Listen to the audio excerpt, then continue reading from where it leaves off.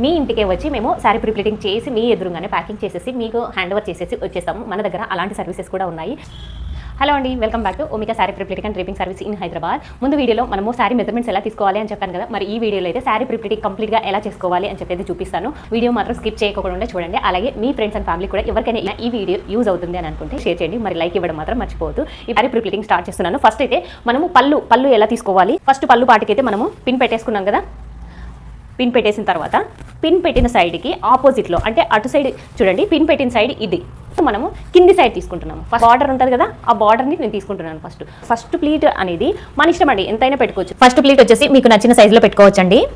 పర్సనాలిటీకి 3.5 inches కరెక్ట్గా set అవుతుంది అనమాట. అలా నా ఫింగర్లో నుంచి 1 2 3 ఇలా 3 ఇంచెస్ ప్లస్ ఒక 1/2 ఇంచు అలా 3.5 ఇంచెస్ పెట్టుకుంటున్నాను అనమాట. మనం కుర్చీళ్ళు ఎలా వేసుకుంటామో అలాగనే ఫస్ట్ ప్లీట్ కొంచెం పెద్దగా తీసుకొని మిగిలినవన్నీ సైజ్ తగ్గించుకోవాలి. ఎందుకు అనంటే అన్ని ప్లీట్స్ ఒకే సైజులో పెట్టుకోవడం చాలా రాంగ్ మెథడ్ అనమాట. అందుకోసం అనేసి ఇప్పుడు అన్ని ఈక్వల్గా పెట్టి ఏం మిస్టేక్ చేస్తున్నారు అనేది ఇప్పుడు చూపిస్తాను చూడండి.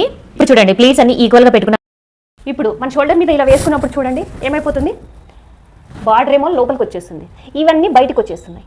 అందుకోసం అనేసి ఏం చేయాలి అని అంటే బార్డర్ ఏదైతే వస్తుందో దాన్ని కొంచెం పెద్దగా తీసుకొని దానికంటే కూడా ఈ లోపల ప్లీట్స్ అన్నీ ఉంటాయి కదా, ఇవన్నీ లోపల అనేది సైజ్ తగ్గి చేసుకోవాలి. దీనికంటే తక్కువ తీసుకున్నాం అనుకోండి, అవి అప్పుడు బయటికి రావన్నమాట. చేసి చూపిస్తాను, అది కూడా ఒకసారి చూడండి. బార్డర్ అనమాట, మిగిలినవి ఇది చూడండి, దాంట్లో సగం సైజు తీసుకుంటున్నాను చూడండి.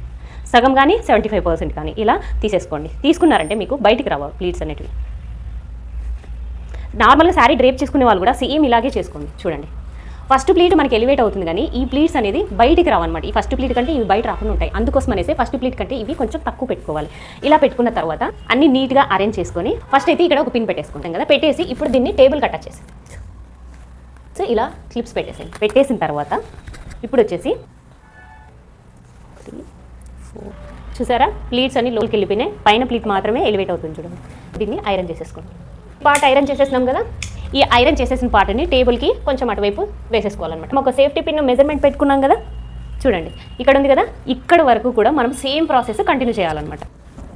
చేసేసి ఇప్పుడు దీన్ని మళ్ళీ ఐరన్ చేసేసుకుంటాం. ఇక్కడికి మనకి టోటల్గా పళ్ళు పార్ట్ ఎండ్ అయిపోయింది కదండి. చూపిస్తాను చూడండి.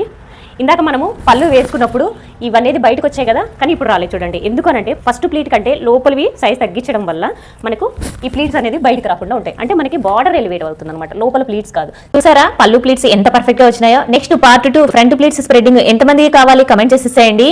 అప్డేట్స్ కోసం ఫాలో చేయడం మర్చిపోవద్దు. వీడియోలో చూద్దాము. Bye bye.